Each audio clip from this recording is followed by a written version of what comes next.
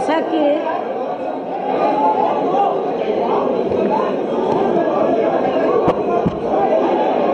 ठीक है,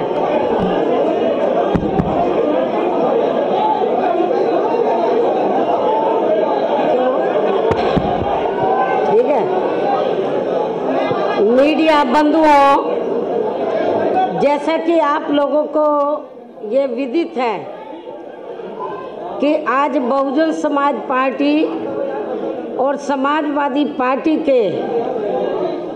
दोनों नेशनल प्रेसिडेंट की, मुखिया की ये संयुक्त व खासकर प्रधानमंत्री श्री नरेंद्र मोदी की तथा बीजेपी के राष्ट्रीय अध्यक्ष श्री अमित शाह की, अर्थात इन दोनों गुरु व चेले की नींद उड़ाने वाली अति महत्वपूर्ण एवं ऐतिहासिक प्रेस कॉन्फ्रेंस हो रही है।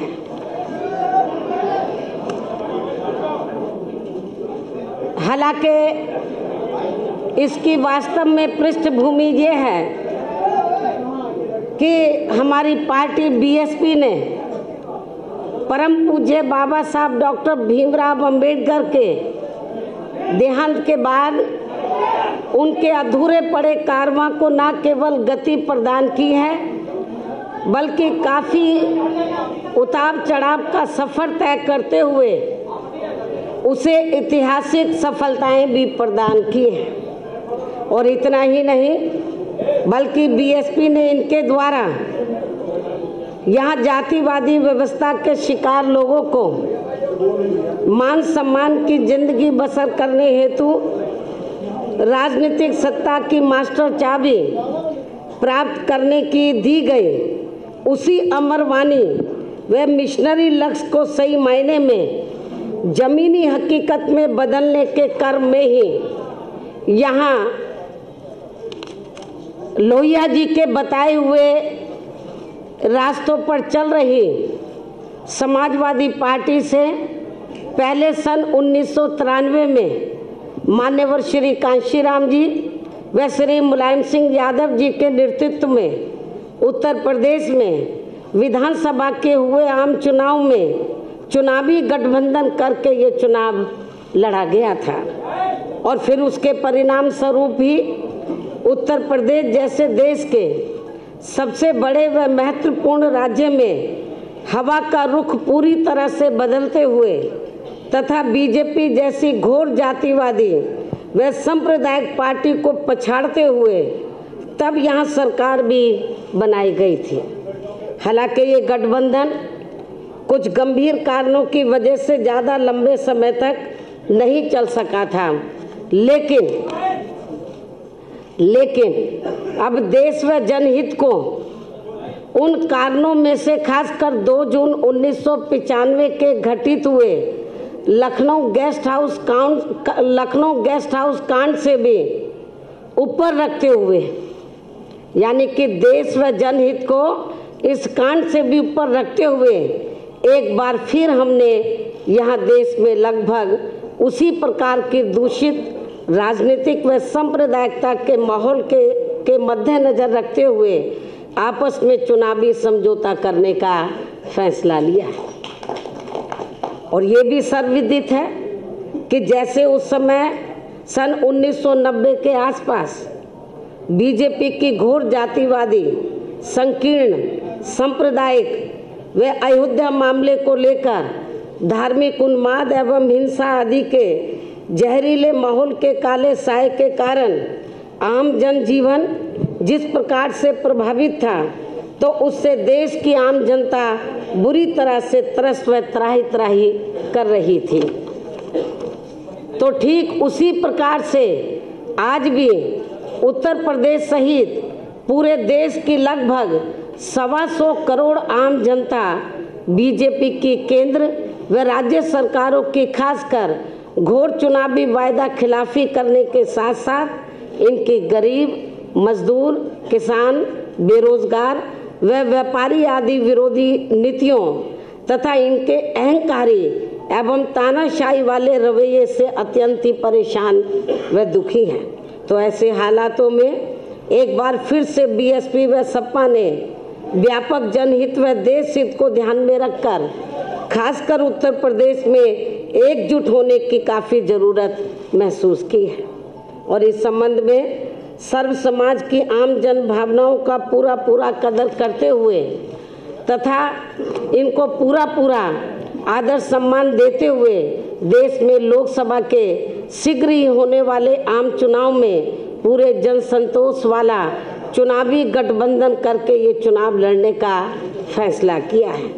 और जिसकी आज ही घोषणा भी कर दी जाएगी, जो निश्चित तौर पर ये इस नए वर्ष सन 2019 में एक प्रकार से नए राजनीतिक क्रांति का संदेश ही माना जाएगा तथा जो देश के संविधान को उसके सही व असली जनहितैषी एवं कल्याणकारी मार्ग पर चलने का रास्ता ही मुकर्रर करेगा। और ऐसे में अब बीएसपी व सपा के बने इस गठबंधन से समाज व देश को बहुत उम्मीदें भी जग गई हैं, क्योंकि यह चुनाव जीतने के लिए केवल दो पार्टियों का ये एकजुट होना मात्र नहीं है, बल्कि ये समाज के अधिकांश आबादी का प्रतिनिधित्व करने वाले सर्व समाज के खासकर गरीबों, मजदूरों, किसानों, छोटे व मझोले व्यापारियों, युवाओं, बेरोजगारों, महिलाओं व अन्य मेहनत का आम जनता के साथ साथ दलितों, शोषितों, पिछड़ों, मुस्लिम व अन्य धार्मिक अल्पसंख्यकों के हितों की रक्षा एवं इनका प्रतिनिधित्व करने वाली एक शक्ति भी है, जो आगे चलकर देश के बेहतर कल को बनाने वाली सामाजिक परिवर्तन एवं आर्थिक मुक्ति के मिशनरी लक्ष्य की प्राप्ति का एक खास सामाजिक एवं आर्थिक क्रांति का आंदोलन भी बन सकता है। इसके साथ ही वैसे आपको ये भी मालूम है कि देश में पिछले लोकसभा और उसके बाद उत्तर प्रदेश में विधानसभा के हुए आम चुनाव में भी बीजेपी ने जिस प्रकार से केंद्र व उत्तर प्रदेश में यहाँ बेईमानी से अपनी सरकार बनाई है और जिनकी गलत नीतियों व गलत कार्य प्रणाली आदि से जनता आज बहुत ज़्यादा दुखी है, जिसे अति गंभीरता से लेते हुए फिर ऐसी जन विरोधी पार्टी को आगे सत्ता में आने से रोकने के लिए हमने पहले ही यहाँ उत्तर प्रदेश में कुछ लोकसभा व विधानसभा की सीटों पर हुए उपचुनाव में इनके अधिकांश उम्मीदवारों को हरा के इसकी शुरुआत भी कर दी है, जबकि इन चुनावों में कांग्रेस पार्टी के उम्मीदवारों की तो जमानत ही जब्त हो गई थी और फिर इसके बाद से पूरे देश में यह आम चर्चा शुरू हो गई कि उत्तर प्रदेश में 80 लोकसभा की सीटें हैं और यदि बीएसपी व सपा यहाँ गठबंधन करके लोकसभा का आम चुनाव लड़ते हैं तो फिर इस बार केंद्र में बीजेपी को सत्ता में आने से जरूर रोका जा सकता है। और वैसे भी इनके चुनावी वायदा खिलाफी, कुशासन व गलत नीतियों एवं जातिवादी, संकीर्ण, द्वेषपूर्ण, सांप्रदायिक व पूंजीवादी तथा अहंकारी व तानाशाही वाले रवैये एवं कार्य प्रणाली से अब पूरे देश में गरीब, मजदूर, किसान, व्यापारी व अन्य मेहनतकश लोगों के साथ साथ खासकर दलित, आदिवासी, पिछड़ा वर्ग, मुस्लिम वे अन्य धार्मिक अल्पसंख्यक समाज के भी लोग अपनी विभिन्न समस्याओं को लेकर अभी तक भी हमें काफ़ी ज़्यादा दुखी व चिंतित ही नजर आते हैं। इसके साथ ही इनके बिना पूरी तैयारी के विशेषकर नोटबंदी व जीएसटी के लिए गए फैसले से तो इनकी कमर और भी ज़्यादा तोड़कर रख दी गई है, जिन्हें खास ध्यान में रखकर ही वह इन लोगों के हितों को प्राथमिकता देते हुए अर्थात इनके हितों में लखनऊ गेस्ट हाउस कांड को भी किनारे करके फिर हमने आबादी व लोकसभा की सीटों के हिसाब से भी देश के सबसे बड़े प्रदेश उत्तर प्रदेश में यहाँ लोकसभा का आम चुनाव गठबंधन करके लड़ने का ही फैसला लिया है। ताकि इस बार बीजेपी एंड कंपनी के लोगों को किसी भी कीमत पर केंद्र की सत्ता में आने से या विशेषकर उत्तर प्रदेश से ही रोका जा सके। और वैसे भी हमें ये पूरा भरोसा है कि जिस प्रकार से हमने अर्थात बीएसपी व सपा ने मिलकर अभी तक यहाँ लोकसभा व विधानसभा के हुए सभी उपचुनावों में बीजेपी के अधिकांश उम्मीदवारों को बुरी तरह से हराया है, तो फिर ये बीएसपी व सपा का बना गठबंधन देश में जल्दी ही होने वाले लोकसभा आम चुनाव में भी खासकर यहाँ उत्तर प्रदेश से बीजेपी के उम्मीदवारों को अब किसी भी कीमत पर कामयाब नहीं होने देगा, जिसकी हमें पूरी उम्मीद भी है। लेकिन अब यहाँ आप लोग हमसे ये भी जरूर जानना चाहेंगे कि हमने इस बने गठबंधन में कांग्रेस पार्टी को शामिल क्यों नहीं किया है। मैं जरूरी बातें आप लोगों के सामने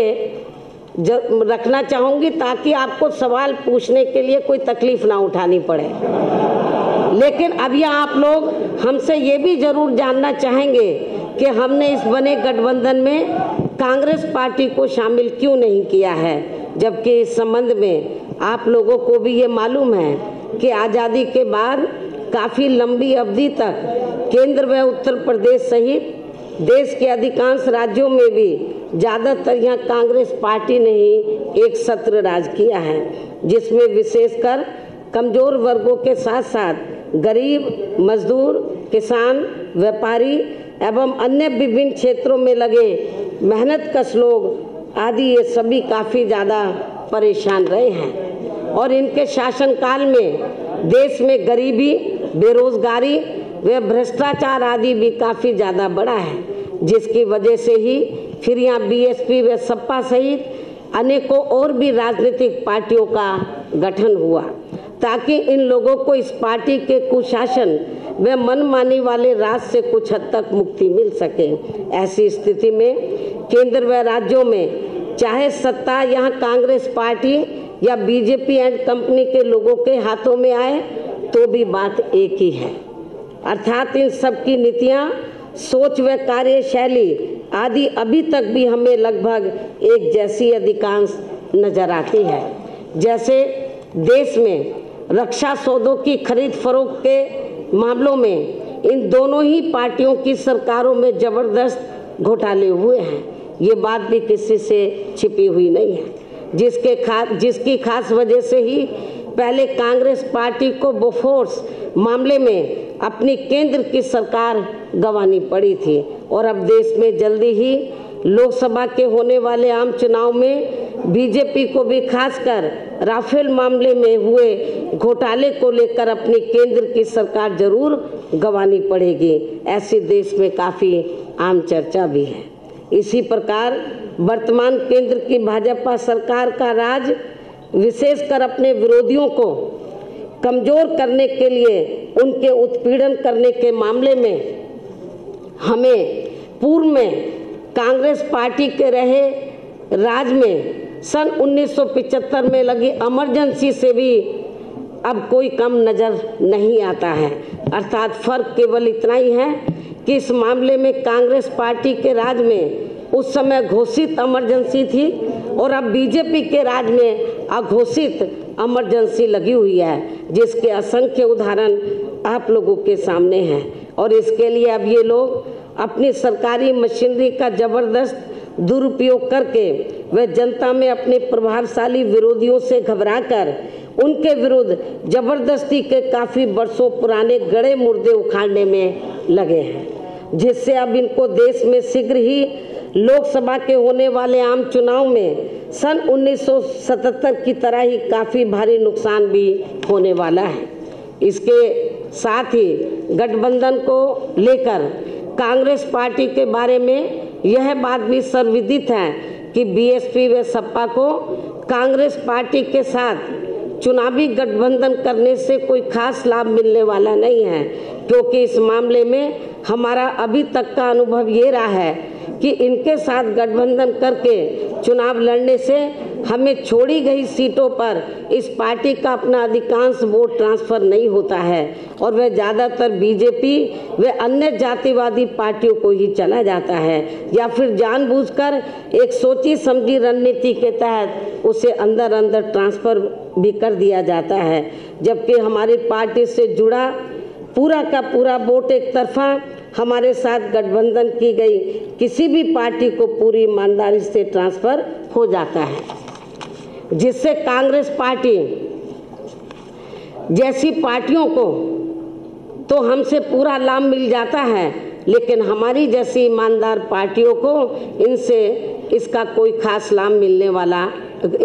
खास लाभ नहीं मिल पाता है और इससे फिर हमारी पार्टी का वोट प्रतिशत और कम हो जाता है, जिसका कड़वा अनुभव हमने यहाँ उत्तर प्रदेश में ही सन 1996 में विधानसभा के हुए आम चुनाव में कांग्रेस पार्टी के साथ गठबंधन करके किया भी है।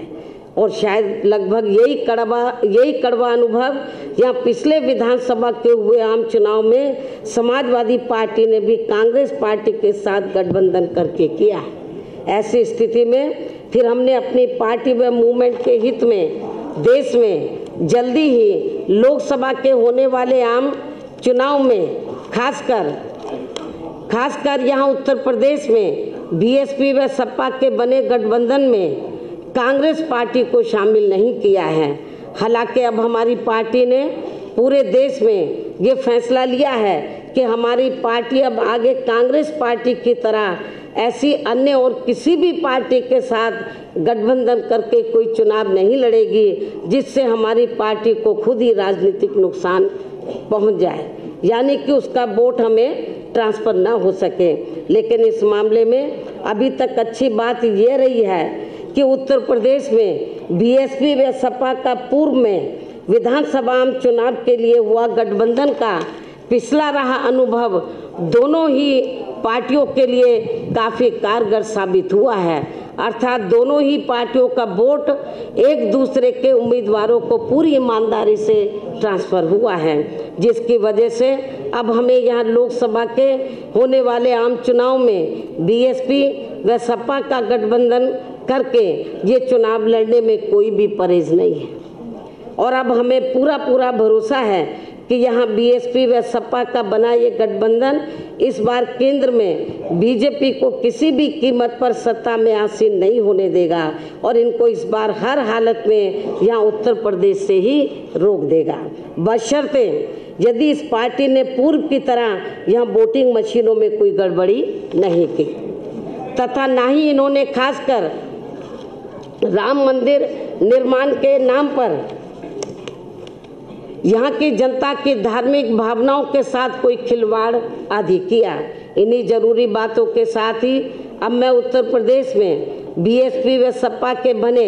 इस गठबंधन के संदर्भ में ये कहना चाहूँगी कि उत्तर प्रदेश में इन दोनों पार्टियों का यहाँ लोकसभा चुनाव में एक साथ मिलकर चुनाव लड़ने का हमारा ये गठबंधन फाइनल हो चुका है और इसके लिए हमने दिनांक 4 जनवरी को दिल्ली में इकट्ठा बैठकर वे काफ़ी गहन सोच विचार करके प्रदेश की सभी 80 लोकसभा की सीटों का फाइनल बंटवारा भी कर लिया है। और इसके बाद हमें ऐसा भी लगता है कि इसकी भनक पड़ते ही उसी दिन फिर बीजेपी ने घबराकर अपनी पूर्व की गई तैयारी के मुताबिक हमारे बने इस गठबंधन को कमज़ोर करने व तोड़ने के लिए एक सोची समझी रणनीति व साजिश के तहत सपा के अध्यक्ष श्री अखिलेश यादव का नाम जानबूझकर खनन मामले से जोड़कर व इनकी छवि को धूमिल करने के लिए मीडिया आदि में बड़े पैमाने पर उछाल दिया, जिसकी हमारी पार्टी कड़े शब्दों में निंदा करती है। और ऐसे में हमारी पार्टी पूरे तौर से हर स्तर पर इनके साथ खड़ी है, जबकि इस पार्टी को अर्थात बीजेपी को ये मालूम होना चाहिए कि इनकी इस घिनौनी हरकत से अब बीएसपी व सपा के बने इस गठबंधन को और भी ज़्यादा मजबूती मिल जाएगी और अब इससे इनका और अब इससे इनका श्री शिवपाल यादव पर पानी की तरह बहाया गया पैसा भी जरूर ही बेकार चला जाएगा। और अब मैं आप लोगों को ये बताना चाहती हूँ कि इस बने गठबंधन में किस पार्टी के पास कितनी सीटें रहेंगी, तो ये सभी दिनांक 4 जनवरी को दिल्ली में ही फाइनल कर लिया गया है, जिसकी संक्षेप में जानकारी इस प्रकार से है। उत्तर प्रदेश में कुल 80 लोकसभा की सीटें हैं, जिसमें से बीएसपी 38 लोकसभा की सीटों पर और एसपी 38 लोकसभा की सीटों पर मिलकर ये चुनाव लड़ेगी। और 2 लोकसभा की सीटें हमने अभी 1-2 और पार्टियों के लिए छोड़ दी है। इनके अलावा 2 और शेष बची सीटें अर्थात अमेठी व रायबरेली, ये दोनों लोकसभा की सीटें हमने कांग्रेस पार्टी के साथ बिना कोई गठबंधन किए हुए ही इस पार्टी के लिए छोड़ दिए हैं, ताकि बीजेपी के लोग इन दोनों सीटों पर कांग्रेस पार्टी की संरक्षक व इनके अध्यक्ष को भी यही उलझाकर ना रख सके। इसके साथ साथ बंटवारे में कौन कौन सी सीटें बीएसपी व सपा आदि के पास रहेंगी, तो इसका भी लगभग तय ही हो चुका है, जिसकी सीटवार पूरी जानकारी आपको बहुत जल्दी ही प्रेस नोट के जरिए दे दी जाएगी। और अब मैं अंत में बीएसपी व सपा के सभी छोटे बड़े पदाधिकारियों, नेताओं व कार्यकर्ताओं से मीडिया के माध्यम से ये भी पुरजोर अपील करती हूँ कि वे इस चुनाव में पर्दे के पीछे से बीजेपी द्वारा चलाई जा रही श्री शिवपाल यादव की पार्टी को तथा कुछ अन्य और स्वार्थी किस्म के लोगों को भी मैनेज करके व उन्हें आगे करके खासकर यहाँ दलितों, पिछड़ों व मुस्लिम समाज आदि के नाम पर बनवाई गई पार्टियों एवं इनके संगठनों के द्वारा भी षड्यंत्र के तहत खड़े किए गए उम्मीदवारों को अपने यार दोस्त, जाति बिरादरी व रिश्ते नातों आदि के चक्कर में पड़कर इन्हें देकर खराब नहीं करेंगे तथा अपने बने इस पवित्र व सामाजिक भाईचारे पर आधारित इस गठबंधन को कतई भी नुकसान नहीं पहुंचाएंगे। अर्थात इन दोनों पार्टियों के सर्व समाज से जुड़े लोगों को देश व जनहित में इन स्वार्थी व बिकी हुई पार्टियों के चक्कर में न पड़कर इन्हें केवल अपने गठबंधन द्वारा खड़े किए गए उम्मीदवारों को ही कामयाब बनाने का हर संभव पूरा प्रयास करना चाहिए। तभी फिर सही मायने में हमारा यहाँ अपने संतों, गुरुओं व महापुरुषों आदि का मानवतावादी सोच पर आधारित इनका सर्वजन हिताय व सर्वजन सुखाय का सही सपना जरूर साकार हो सकता है।